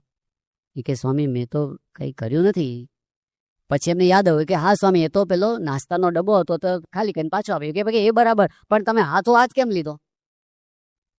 તમારે એવું કહેવાય કે પેલા નીચે મૂકો, પછી એ ડબ્બો ખાલી કરીને તમે કે તમારે નીચે મૂકી દે કે હવે તમે લઈ જાઓ. આવું તમારે કરાય. તમે આ ભૂલ કરી છે. એક ઉપવાસ કરી નાખજો. યોગીજી મહારાજે ઉપવાસ આપ્યો એમને એક. આ હર્ષદ કાકા કહેતા, હર્ષદ કાકા પોતે એવા, એ તો પોતે ભક્તરાજ હતા મહાન, એમનું જીવન પણ એવું પવિત્ર હતું. એ એમની ખટક એમના અંતરમાં કેટલી હતી. પૂજ્ય આનંદ સ્વરૂપ સ્વામી એમનો એક પ્રસંગ કીધો હતો. આનંદ સ્વરૂપ સ્વામીનું પૂર્વાશ્રમનું ઘર અને હર્ષદ કાકાનું ઘર માટુંગાની અંદર સામસામે એમનું મકાન હતું. હવે હર્ષદ કાકા છે તો આપણે જાણીએ છીએ કે તો પોતે આખો દિવસ એમનું લેખન કાર્ય ચાલતું રહેતું, એટલે ઘરમાં લેખન કાર્ય કરતા હોય. અને આ બહેનો બધા આજુબાજુ રહેતા હોય એટલે એકબીજાને ત્યાં જવા આવવાનું થતું હોય તો ઘણી વખત આનંદ સ્વરૂપ સ્વામીના માતુશ્રી છે ત્યાં જાય, ત્યાંના બહેનો અહીંયા આવે. એવું તો અંદર અંદર બહેનોમાં થતું હોય એકબીજાને કામકાજમાં મદદ કરવા માટે. તો એક વખત એવું હશે કે હર્ષદ કાકા પોતે ઘરમાં કામ કરતા હશે, આનંદ સ્વામીના માતુશ્રી છે પોતે એમના ઘરે ગયા હતા, હર્ષદભાઈના ઘરે, અને બહેનો કંઈક કામ કરતા હશે. એમાં બને એવું કે એની બાજુના ઘરની અંદર બીજા એક વૃદ્ધ મહિલા રહેતા હતા અને એમને કંઈક મદદની જરૂર પડી. એટલે એ હર્ષદ કાકાના ધર્મપત્નીને બોલાવવા માટે આવે કે તમે મને 5 મિનિટ માટે આવો ને, મારે જરૂર છે. એટલે બોલાવવા માટે ગયા. એટલે એ ત્યાં ગયા. આ વાતની હર્ષદભાઈને ખબર નહીં, એ તો પોતે પોતાનું કામ કરવામાં પોતે ડૂબેલા હતા. એટલે ગયા બાજુમાં 5-10 મિનિટ થઈ હશે ને પછી હર્ષદ કાકાના ધર્મપત્ની ઘરમાં પાછા આવ્યા. અને પાછા આવે ને એ વખતે હર્ષદ કાકાનું ધ્યાન ગયું. એટલે એમણે કહ્યું કે ક્યાં ગયા હતા તમે? તો કે બાજુમાં પેલા માસી છે એમને જરૂર હતી, એમને મદદ કરાવવા. એટલે હર્ષદ કાકા એકદમ વ્યથિત થઈ ગયા અને એમણે કહ્યું કે તમને ભાન પડે છે? મને કહેવું તો જોઈએ કે તમે બહાર જાઓ છો. જો મને તમે કીધું તો હું બહાર નીકળી જાત. પ્રશ્ન શું હતો? હર્ષદ કાકાને એ વાતનું દુઃખ હતું કે ઘરમાં બીજા પણ એક મહિલા છે અને મારે એકલા ઘરમાં રહેવાના થયું, મહારાજની આજ્ઞાનો ભંગ થયો, એનું એના અંતરની અંદર દુઃખ હતું. એવા હર્ષદ કાકા હતા. એટલે સંત સ્વામી એવું બોલેલા કે જ્યારે હર્ષદ કાકા અક્ષરધામમાં જશે ને ત્યારે મહારાજ સિંહાસન પરથી ઊભા થઈને દોડશે એમને ભેટવા માટે. એક ખાલી એ વિદ્વાન હતા એવું નહીં, ખાલી એમણે સંપ્રદાયમાં સારી કથા વાર્તા કરી છે એવું નહીં, પણ એમનું જીવન એટલું ઉચ્ચ કોટીનું હતું, એટલું પવિત્ર હતું, એ રાજીપો હતો. અને એવું જેને હોય ને, આપણા અંતરમાં કાંઈ જ છુપાવવા જેવું ન હોય આપણા જીવનમાં, એ શાંતિ કેવી તમે કહો? મહાન સ્વામી મહારાજ એક વાક્ય કહે છે કે no pillow is as soft as clear conscience. આ મહાન સ્વામી મહારાજ ઘણી વખત કહેતા કે આપણને ઊંઘ આવી જાય એવું સારું ઓશિકું કયું, સારામાં સારું ઓશિકું કયું? No pillow is as soft as clear conscience. આપણો કોન્શિયન્સ ક્લિયર હોય, આપણા અંતરાત્મામાં કંઈ ડંખે એવું કાંઈ આપણે ન કર્યું હોય, અને જે શાંતિ થાય ને જે ઊંઘ આવે ને એવી ઊંઘ બીજી એકેય નહીં.